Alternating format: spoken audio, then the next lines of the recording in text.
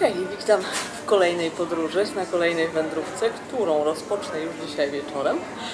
Właśnie wylądowałam w Tallinie, co można poznać po pasiastych fotelach. One są zrobione z materiałów, które używa się do szycia spódnic od stroju ludowego i to jest taki znak rozpoznawalny Estonii. Więc właśnie Estonia, wybrałam się do Estonii, ponieważ uwielbiam Estonię i bardzo mi jej przez ostatnie lata brakowało. Jeszcze jest pora wędrówkowa, czyli październik, jest połowa października. Wybieram się na wyspę Hiiume, na szlak dookoła tej wyspy do miejscowości Heltermaa. Dzisiaj dojadę autobusem, mam nadzieję, i wrócę tam za 2 tygodnie. Jestem totalnie padnięta, prawie dziś nie spałam. Wyruszyłam z Katowic o 2 nad ranem. Teraz jest lokalnego czasu 2 po południu. Do centrum Tallina, do dworca autobusowego jest tak blisko, że pójdę pieszo, się przewietrzę. Plecak już właśnie przepakowałam, to jest zaraz taśma bagażowa.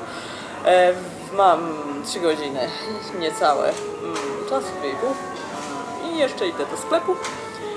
Mam dużo jedzenia z Polski, ale w Estonii można dostać różne pyszne rzeczy, które koniecznie trzeba tutaj kupić, a nie wozić wszystko z Polski. Przede wszystkim słodycze, świetne cukierki, czekolada i po to właśnie idę do sklepu. Mam nadzieję, że uda mi się też dostać tutejsze pączko paszteciki. Zobaczymy, może się uda, może dopiero później. Bo to jest też pyszna rzecz. Jestem już głodna, jak można poznać po tym, że tak długo gadam o jedzeniu, bo jadłam już tylko jedną kanapkę. No, to lecimy i zostańcie ze mną na kolejnej wędrówce. Jest źle, to znaczy jest bardzo dobrze, jest fenomenalny wybór czekolady i słodyczy, po prostu odlotowy. Te fińskie, estońskie najbardziej lubię na świecie, może poza nowozelandzkimi. Galaretki, takie jakieś nieznane mi batoniki i mnóstwo różnych czekolad. Po prostu dla miłośników słodyczy raj na ziemi. O! Zakupy zrobione, a tutaj już podjechał mój autobus i będzie ciekawie, bo autobus będzie wjeżdżał na prom, ale to dopiero za jakiś czas.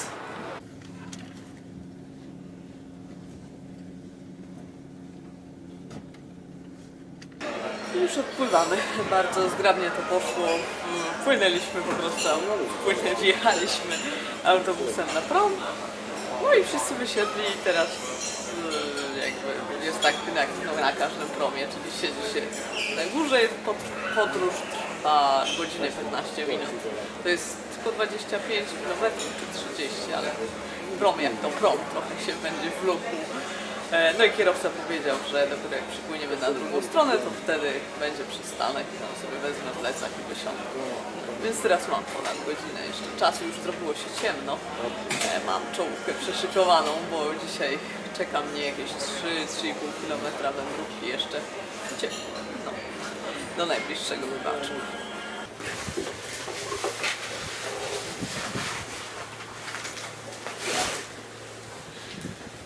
No to wysiadłam z promu, jestem na przystanku autobusowym.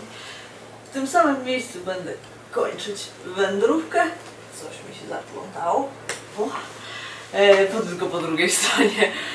Szlak jest pętlą dookoła wyspy Hiiume i ma 240 km mniej więcej. Do tego dochodzi jeszcze właśnie taki łącznik, bo szlak nie kończy się tutaj, tylko jakby 3 km stąd, właśnie na tym kempingu, na który zmierzam, raczej takim polu namiotowym. Więc te 3 km trzeba przejść tak czy tak, ale one się nie liczą. Szlak się nazywa Heltermaa Sarve, a nie Heltermaa. No ale każdy i tak, kto przyjeżdża tutaj komunikacją publiczną, musi zrobić Heltermaa. Tak, dobrze. No to idę szukać szlaku. Nie mam żadnej tabliczki, ale oznakowanie ma być zielone. Mam już czołówkę naszykowaną. Lecę.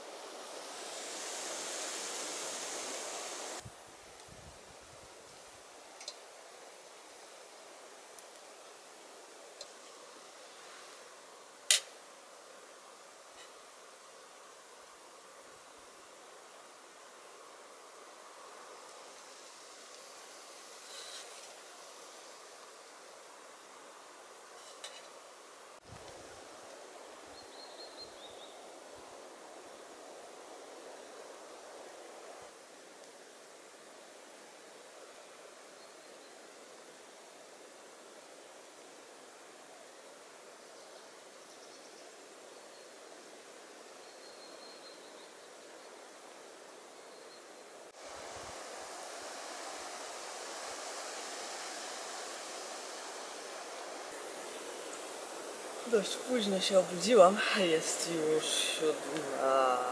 7:55, więc prawie 8. W Estonii jest bardziej wschodnia strefa czasowa, więc wschód słońca jest tutaj dopiero po 8. Ale musiałam się dobrze wyspać po tej nocy. Biwak znalazłam z czołówką. Wszystkie tutejsze struktury są dosyć rozsiane po lesie. Teraz dopiero widzę, że wszystko jest obok siebie. Ta pętla dla samochodów, tablice informacyjne, śmietnik, miejsce na ognisko, budka z drewnem i WC są dosłownie tła. Ja krążyłam po nocy i rozłożyłam się w WC z tych wszystkich miejsc, które tu są, było najlepsze. Jest też mała wiata, ale niestety ciekła. Widać było, że jest plama, 2 plamy na stole, więc nie chciałam na tym stole spać, bo zapowiadano deszcz i rzeczywiście w nocy padało. Teraz tylko kapie z drzew, na szczęście. Miało padać cały dzień, zobaczymy. Oczywiście kciuki trzymamy i fingers crossed za to, żeby nie padało, bo zaczynać nową wędrówkę od kolejnego dnia w deszczu to tak średnio bym chciała. No. Ale muszę się streszczać. Dzisiaj mam 29 km do przejścia do kolejnego takiego właśnie nadmorskiego pola biwakowego. Zobaczcie, jak się wygodnie ułożyłam w tym WC. Jest malutkie, ale akurat na skos pasuje mój materac. Raz jeden, jedyny, cieszę się, że mam 1,60 m, więc wlazłam tutaj. Zapach ok, czysto jest, nie jest brudno, jest plastikowe WC, wszystko jest ok. No i daszek, który wytrzymał. Oj, to moja czołówka. O.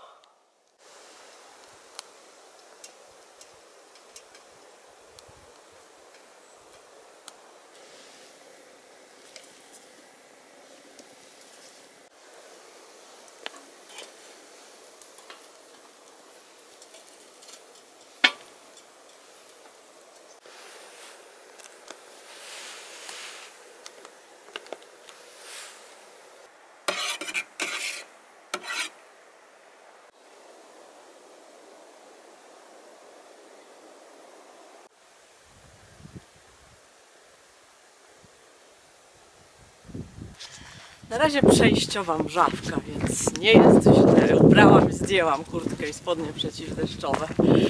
A tak wygląda mniej więcej początek szlaku. Kawałeczek asfaltu i teraz taka gruntowa droga przez coś w rodzaju pastwisk. Huma to dosyć duża wyspa, jedna z największych na Bałtyku. Mamy Gotlandię, Ålandię, Bornholm, no jeszcze Uznam jest spory, ale Huma jest chyba większa od Wolinu. No ale przede wszystkim Estonia ma 2 duże wyspy i Saaremaa obok i Hiiume. Na Saaremaa nie ma tyle szlaków. Właśnie Hiiume jest pod tym względem lepsza. Już dawno były tutaj takie miejsca biwakowe, właśnie dlatego chciałam się wybrać na własną rękę. No a potem szczęśliwie zbudowano ten szlak i już można ładnie iść szlakiem od biwaczku do biwaczku i będą nawet chatki, więc super. Chciałam się tu wybrać zimą 2020 roku, ale wtedy pojechałam z Kasią Nizinkiewicz do Irlandii i odłożyłam Hiiume na później, więc wreszcie się doczekała po 3 latach. No i cieszę się, że właśnie będę sobie teraz przez 10 dni wędrować tutaj po tej wyspie. Estonię od pierwszej wizyty w tym kraju po prostu uwielbiam. Są takie kraje, których od pierwszego wejrzenia nie lubię. Nawet nie trafiają się aż tak rzadko. Nie wiem, większość podróżników z reguły jest zachwycona każdym miejscem, w które jedzie, a ja jakoś nie zawsze. Ale właśnie Estonia mi się bardzo podobała. Przeszłam wtedy szlak Andu-Ikla z północy na południe tego kraju, 370 km. Było naprawdę super, więc nie mogłam się doczekać po kolejnej wizyty. No i właśnie teraz ta wizyta następuje i już się od razu czuję tutaj naprawdę fajnie. To jest bardzo miły i przyjazny dla odwiedzających kraj.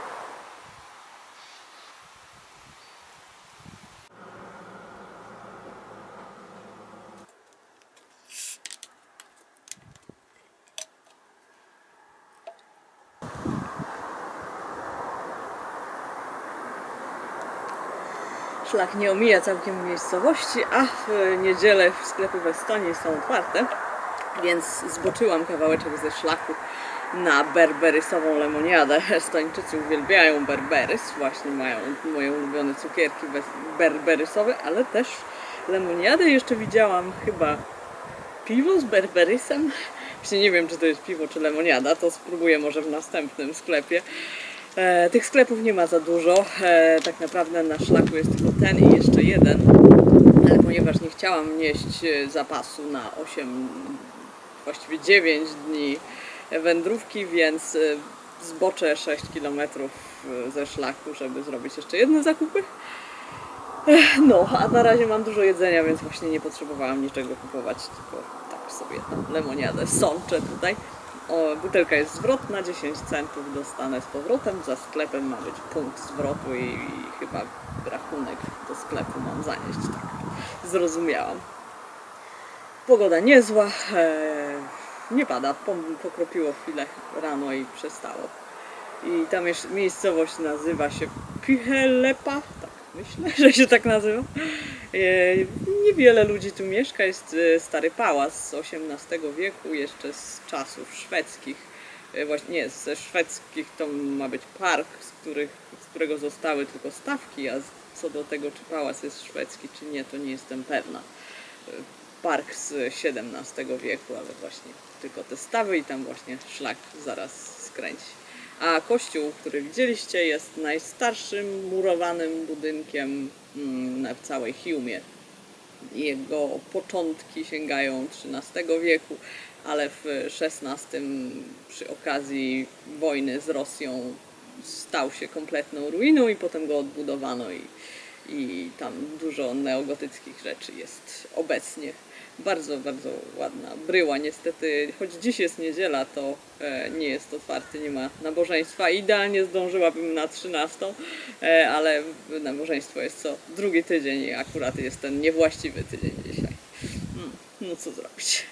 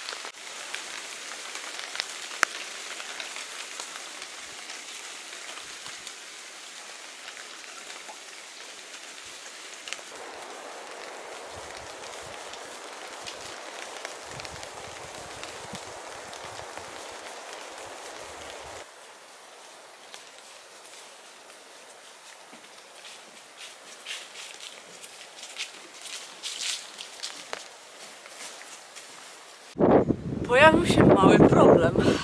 Bagno. Szlak właśnie wychodzi z lasu. To jest taka wielka tablica ze znakiem, a potem ląduje najwyraźniej tutaj. Tak w każdym razie jest na śladzie.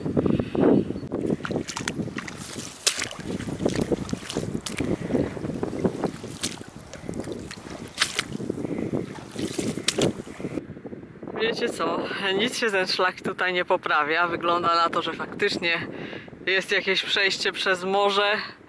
No, że nie mam na to najmniejszej ochoty. Są straszne dziury po krowach, można wpaść po kolana w to błoto. Ja właśnie stoję, ale w takim płytszym miejscu. I chyba zdecyduję się wrócić na ścieżkę leśną, na dróżkę i obejść tą całą zatokę i wrócić po drugiej stronie, bo nie bardzo widzę jakby sens chodzenia w tym bagnie. Jestem już na obejściu, które wymyśliłam i patrzcie, są tutaj znaki szlaku, więc chyba są po prostu dwie wersje może, ale na oficjalnej mapie jest ta przez bagno. Może to jest stara, może nowa, nie wiadomo. No, w każdym razie w pewnym sensie jestem nadal na szlaku, to fajnie.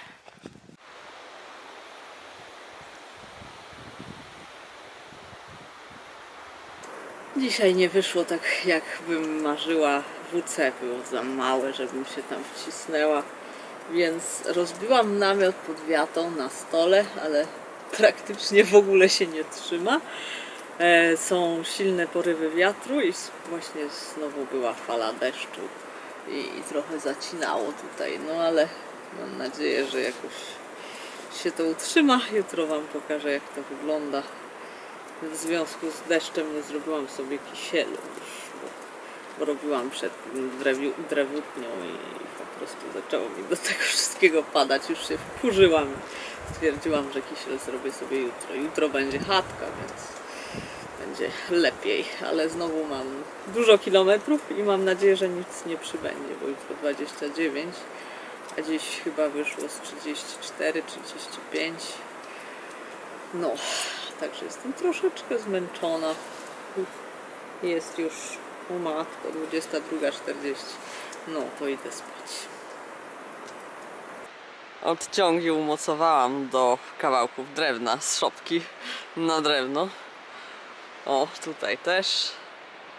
I jeden udało mi się przywiązać do słupka od wiatru.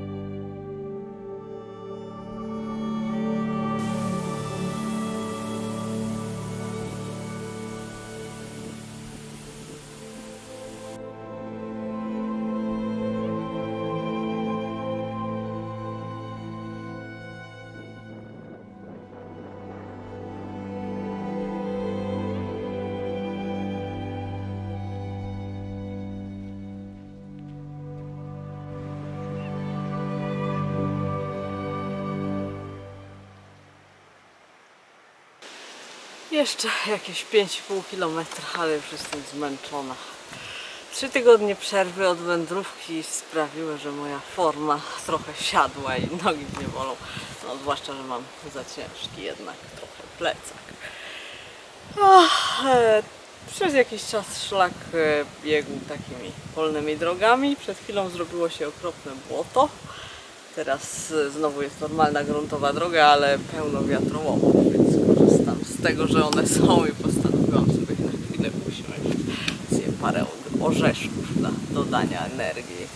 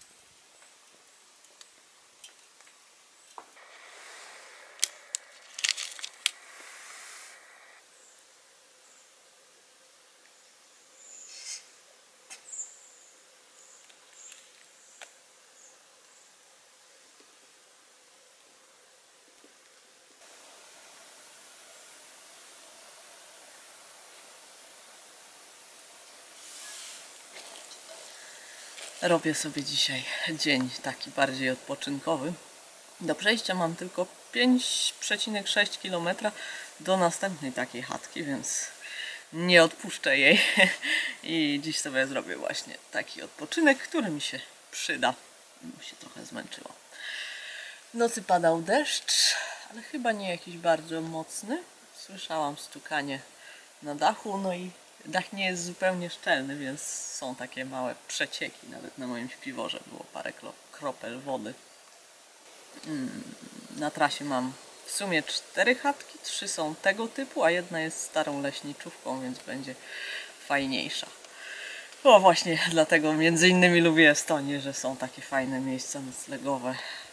Są wszystkie za darmo, są mało oblegane, zwłaszcza w październiku. Nikogo nie spotykam, na szczęście.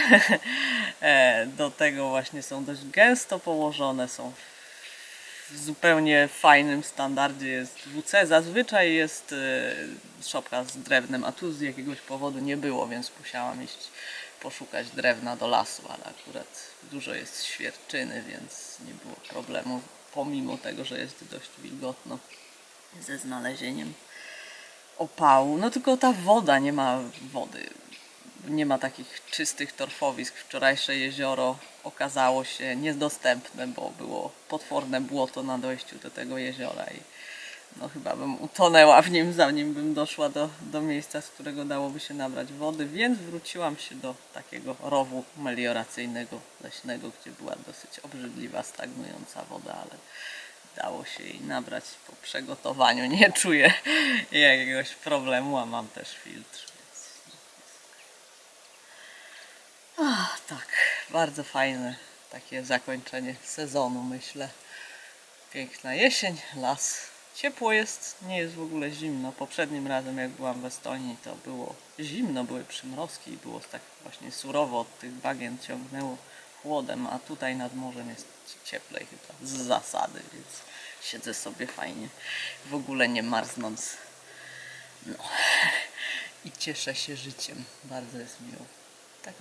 Taka mrzawka jest bardzo drobna. No to fajnie, że wypada taki mokry dzień akurat, jak mam bardzo mało do przejścia.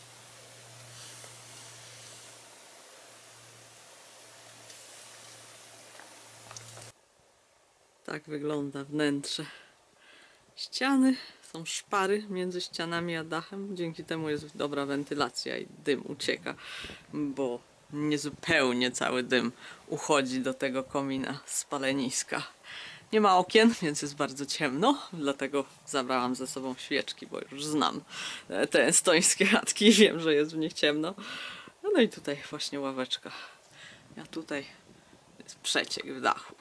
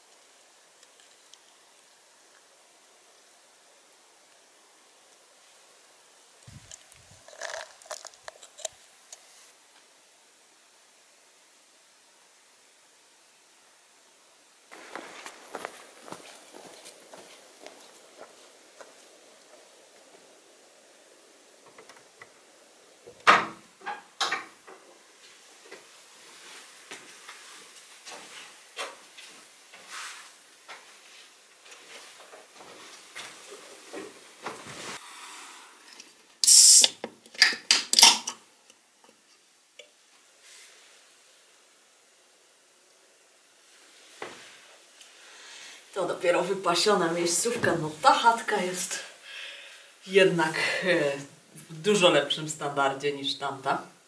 Jest podłoga z kamienia, wszystko jest raczej szczelne, są okna. Oglądałam ją na zdjęciu, więc wiedziałam, że jest naprawdę fajna, ale była za daleko, żeby wczoraj iść. Zresztą tamta nie była przecież zła. No, ale ta jest super, więc usprawiedliwione jest to, że dzisiaj tylko 5,5 km, bo naprawdę warto tutaj zostać. No i 2 dni niosłam sobie ten napój. Bardzo chciałam go spróbować, widziałam go w sklepie i po prostu stwierdziłam, że będę go niosła na specjalną okazję i doniosłam aż tutaj. Pani w sklepie powiedziała, że to jest raczej lemoniada, ale to jest no nie piwo, ale coś pomiędzy, coś pomiędzy lemoniadą a bezalkoholowym piwem. Taka ciekawostka tutejsza. No i jest drewno na opał, więc nie muszę chodzić po lesie i szukać. Tylko że nie ma siekiery, więc dobrze, że wzięłam trochę takich rozbałkowych rzeczy. Dzisiaj niosłam przytroczone do plecaka, bo to niedaleko była. Nie będzie szukania po lesie.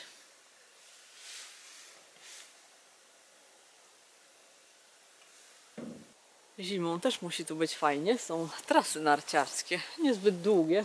Najdłuższa pętla ma 3 km. Oprócz tego jest 2 km, 1 km. Fajnie to wygląda. Tam właśnie jest taka trasa. Nadaje się też raczej do chodzenia latem. Właśnie ktoś przyjechał samochodem i poszedł do lasu, ale nie zaglądał do chatki. No więc fajne miejsce. Tuż obok jest leśniczówka. Tam jest taki mały stawek, z którego wzięłam wodę, ale okazało się, że woda w baniakach jest też przyniesiona przez kogoś, więc fajnie. Gdzieś się dużo napije czystszej wody. No i w tej leśniczówce starej ona jest cała do wynajęcia, także można sobie ją wynająć. No i fajna opcja, jakby ktoś chciał na przykład sobie pobiegać na nartach.